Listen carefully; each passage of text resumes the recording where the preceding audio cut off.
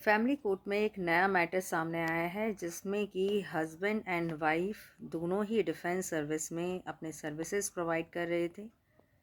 Husband अभी भी services में है, हमारे इंडियन एयर फोर्स के लिए सर्विसेज प्रोवाइड कर रहे हैं एंड वाइफ ने ऑलरेडी डिसेबिलिटी ग्राउंड पर वीआरएस ले लिया है। इस मैटर में हमने देखा कि जो वाइफ है उनके पास पर मंथ बेसिस पे पेंशन आ रहा है, that is approximately 3 lakh rupees. इस केस में हुआ ये था कि जो वाइफ थी उनके जो एक्स हस्बैंड थे उनकी एक ड्यूरिंग सर्विसेज एक प्लेन क्रैश में डेथ हो गई थी। डिमाइस की वजह से जो वाइफ है उन्हें एक सेड अमाउंट ऑफ जो पेंशन है वो ग्रांट कर दी गई थी और उनके बच्चे को। बाद में वाइफ ने एक रिक्वेस्ट प्रोसेस की दैट कि मैं एजुकेटेड हूँ एंड मुझे सर्विस मिलनी चाहिए। फिर वाइफ ने एक एग्ज़ाम को क्रैक किया एंड देन फिर वो उन्होंने फोर्स में ही सर्विस अपनी ज्वाइन की। ड्यूरिंग द ट्रेनिंग उनकी मुलाकात एक दूसरे जो ऑफिसर थे उनके साथ हुई।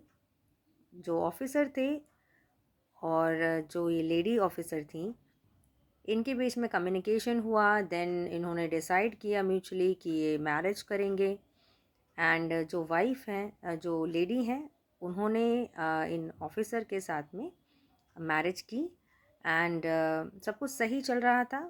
कुछ समय बाद जो अभी इनके करेंट हस्बैंड हैं उनके साथ इन्होंने एक और जो बेटा है उसे जन्म दिया। आफ्टर सम टाइम कुछ इश्यूज़ कुछ मिसअंडरस्टैंडिंग क्रिएट हुए दोनों के बीच में। अब जो लेडी ऑफिसर हैं उनके पास डिफ़िकल्टी थी कि किस तरीके से दोनों बच्चों की परवरिश की जाए। बीइंग एन ऑफिसर अपनी प्रोफेशनल ड्यूटीज़ के साथ में personal responsibilities house hold responsibilities भी फुलफिल करनी थी उन्हें, जिस वजह से और उन्हें काफ़ी हेल्थ इश्यूज़ थे ऐसा उनका कहना है, तो उन्होंने वीआरएस ले लिया। अब ये जो मैटर है ये फैमिली कोर्ट के सामने आया है जिसमें कि उन्होंने डोमेस्टिक वायलेंस एंड अदर जो केसेस हैं वो अपने हस्बैंड के अगेंस्ट में फ़ाइल किए हुए हैं एंड जिसमें उन्होंने अपने बेटों के लिए जो मेंटेनेंस है उसके लिए क्लेम किया हुआ है, सेइंग कि जो हस्बैंड हैं उनके ऊपर कोई और अदर रिस्पॉन्सिबिलिटी नहीं है और she is eligible to get maintenance on behalf of her kids. इसमें जो फैक्ट्स हैं उसमें जो जो एल्डर सन है वो उनके एक्स हस्बैंड से है एंड जो यंगर सन है वो उनके भी करेंट हस्बैंड से है। ऑलरेडी जो डिफेंस का जो डिपार्टमेंट है सेट डिपार्टमेंट उनके रिक्वेस्ट के बेसिस पे उन्होंने एक सर्टेन अमाउंट ऑफ मेंटेनेंस बच्चों के लिए ग्रांट किया हुआ है। इस पे due to some personal difficulties and unawareness about proceeding वो अपना जो ये डिस्प्यूट उनका फैमिली कोर्ट में चल रहा था वो अटेंड नहीं कर पाए, जिस वजह से थोड़ा लीगल डिफ़िकल्टीज़ उन्हें फेस करनी पड़ रही है। बट यहाँ क्वेश्चन ये उठता है कि एक लेडी जिनकी इनकम उनके हस्बैंड से ऑलमोस्ट डबल है और जो उनके हस्बैंड हैं वो उनके साथ कोहैबिटेशन के लिए रेडी हैं और उन दोनों के बीच इतनी कोई डिफ़िकल्टीज़ नहीं है जिसको सॉर्ट नहीं किया जा सके।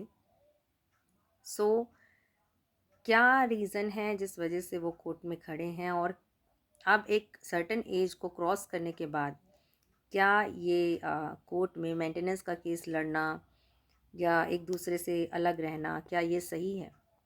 अभी तक जजमेंट आया नहीं है। The case is still running and proceedings are running right now. But point ये है कि आजकल हम देखते हैं कि कई सारे ऐसे मेंटेनेंस के केस आए दिन फैमिली कोर्ट्स में फ़ाइल हो रहे हैं, जहाँ पर जो विमेन है उनकी इनकम अच्छी है, पर कहीं ना कहीं ईगो क्लैशेस की वजह से, कहीं ना कहीं फर्दर रीजंस की वजह से वो कोर्ट में आ रही हैं और मेंटेनेंस का जो उन्हें राइट है उसका कहीं ना कहीं मिसयूज़ कर रही हैं। सो ये केसेस बहुत ज़्यादा देखे जा रहे हैं। उन्होंने जो भी एलिगेशन पुट किए हैं और उसके लिए कुछ सपोर्टिंग डॉक्यूमेंट्स, एविडेंसेस की भी ज़रूरत होती है। सो वो एक लीगल प्रोसीडिंग का पार्ट है।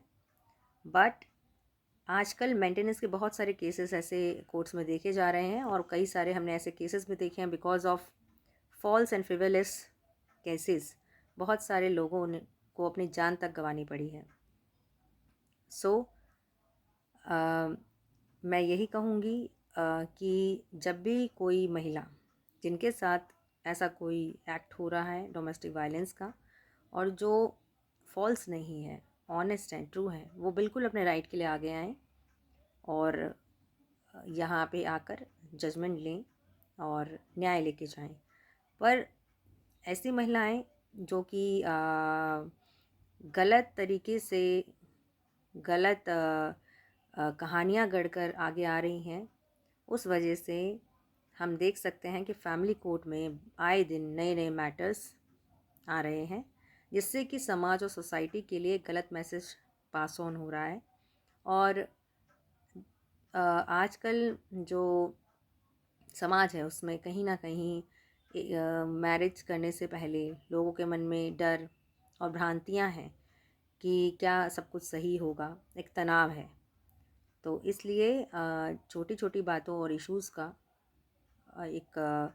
उसे बड़ा ना करें और जहाँ तक हो सके अपने प्रॉब्लम्स को सॉर्ट करें।